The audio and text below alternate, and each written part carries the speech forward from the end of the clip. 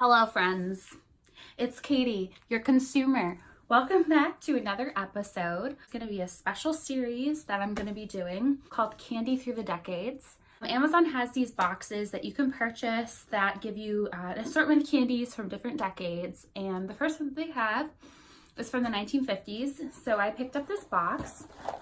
Cute little packaging, very nostalgic looking. Like Necco wafers aren't in there because the company went out of business, my dad said. I'd try some of these candies and give you a little history lesson on some of them. It's gonna be fun, so let's dive in and enjoy some candy from the rockin' 1950s. Okay, so the first thing is everybody's favorite, Lifesavers. Maybe not everybody's favorite, but you know, they're little good candy. These were actually invented in Cleveland, Ohio, my hometown. They introduced the fruit flavors back in the 1920s, but these really hit off in popularity in the 1950s because some mergers happened with the companies involved. Still how I remember it, all the way back in the 1950s. So the next candy we have are chuckles, which are kind of like maybe giant Sour Patch Kids, but not sour.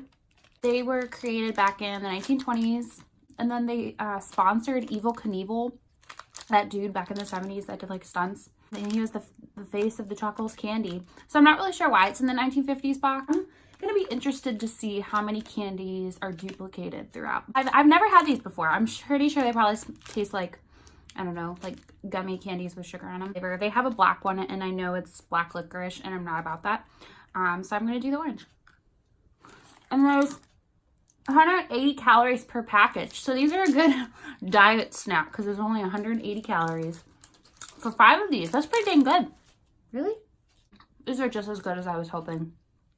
Damn. These are one of my dad's favorites from when he was a kid, I think he said, maybe. I don't know. But they're Nickel Nip. Oh, yeah, because they said that the name originated from the original cost of these, which is a nickel, and the preferred wax bottle opening technique, which is a nip. You nip the top off with your teeth. So that's really creative, guys. Good job. But anyway, quick economics lesson. Boom, boom, boom, boom. It's funny because these used to be a nickel, and now they are in a box that was $9. So maybe they're closer to like $1 or like 50 cents. So yeah, inflation happens when the supply goes down. And no, that's not right. But you know, inflation is a thing and you need to watch out for it. I'm gonna do the yellow and hope that I don't make a mess and spill this everywhere, because I don't think I've actually ever had these before. So they said to nip.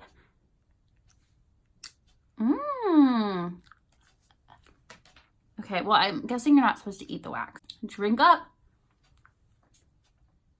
Tastes like lemonade. Funny story. You know those wax lips? My brother, when we were younger, he thought that the wax lips was like candy. And he ate the wax lips and he threw up. And it was funny. So in this box, I got 3 Smarties products, which I'm not a huge fan of Smarties.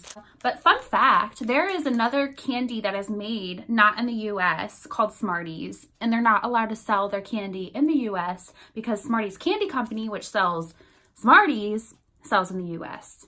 So I got the original Smarties.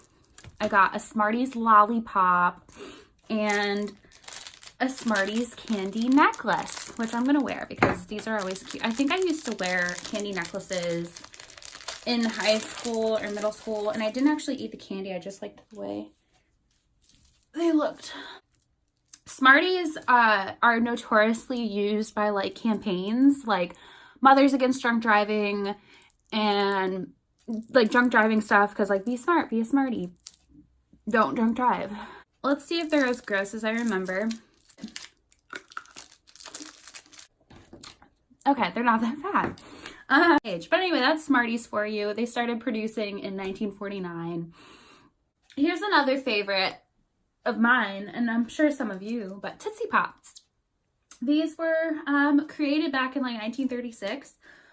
And I also got a Tootsie Roll. I've never really been a big fan of Tootsie Rolls. It kind of just tastes like fake chocolate to me, but I love Tootsie Pops. I used to eat them with my aunt while we watched like Three's Company and I Love Lucy. So they have like a very nostalgic feel to me. But anyway, I always remember that frickin' owl commercial that is still on TV to this day of how many licks does it take to get to the center. Multiple universities have done studies of these. I don't know who's giving out grants to do Tootsie Pop studies, but I mean, I support it. The top two that I will mention is Purdue University, so that it takes an average of 364 licks. They used a licking machine. I don't even want to know what a licking machine is. And the University of Michigan, go blue, did a study and they concluded that it takes 411 licks. I'm not going to try this because I know what they taste like and you all know what they taste like. So the next one I have is Bit of Honey, which I've never actually eaten these. I always saw them like at the bottom of my trick-or-treat bag. This is a candy that consists of almond bits embedded in a honey flavored taffy. So it sounds like something I would like now as an adult because I love almonds and I love honey. And this first came out in 1926, I think. 1924 in Chicago, Illinois. Seems kind of old. It's like sprinkling. Oh, I'm gonna have to vacuum. Ew! Ah!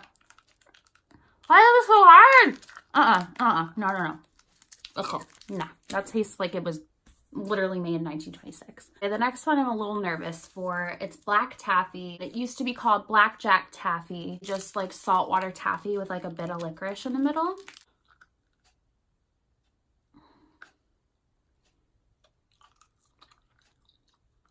Okay. Ew. Ugh. Do you ever just wonder like who like created black licorice and they're just like, oh, it's a good flavor? Like, no, nobody ever wants to taste that.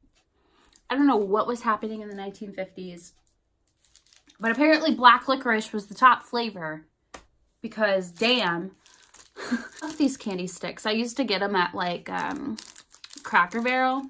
My mom would always let us get one. This is a very nostalgic, like, I love this because like even though this candy's from the 1950s and I was born in the 90s, like there's still like a nostalgia factor to candy because like I don't really eat candy that much, but like I don't have like chuckles and nickel nips, whatever, you know. So this brings back memories. Gilliam Candy Company was in Paducah, Kentucky, and they're known for making their candy sticks. I can't.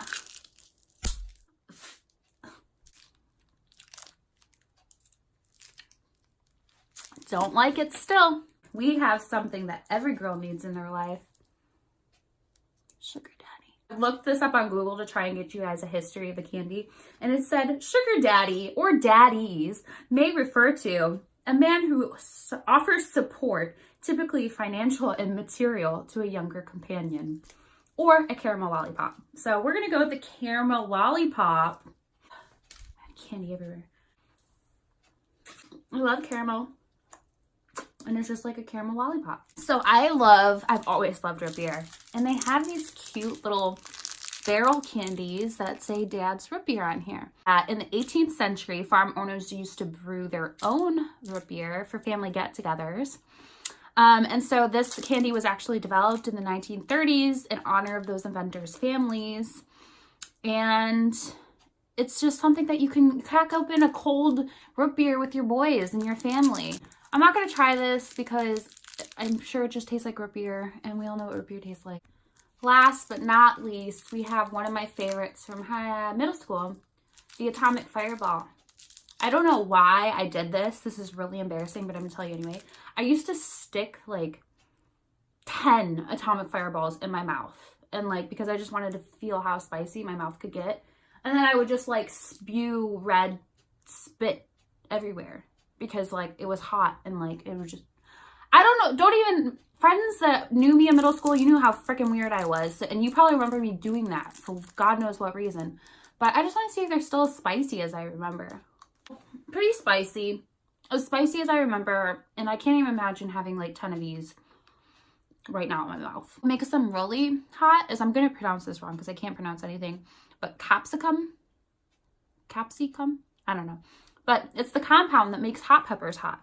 So that's a little fun fact for you, and why atomic fireballs are actually so dang hot. There you have it, folks. I really hope you enjoyed this video. I had a lot of fun. It was very like nostalgic, put me in a good mood to walk down memory lane. Still looking fierce in this candy necklace. Like, can we all... Yes, candy necklaces. They're on Amazon. This was like a little less than $10. Thank you for joining me in this video. If you're looking for a gift for like your grandparents or even your parents, if your parents are older, or aunts and uncles, this might be a cute little like gift idea to bring back some memories. Candy brings us together, and that's my goal as Katie, is to bring people together through sweets, through treats, through goods, through whatever, you know? We're all in this together, and life is fun if we just make it fun. All right, everybody, I'm gonna eat another chuckle and have a great rest of my Sunday, and I will see you when I see you next, and stay sweet. Bye.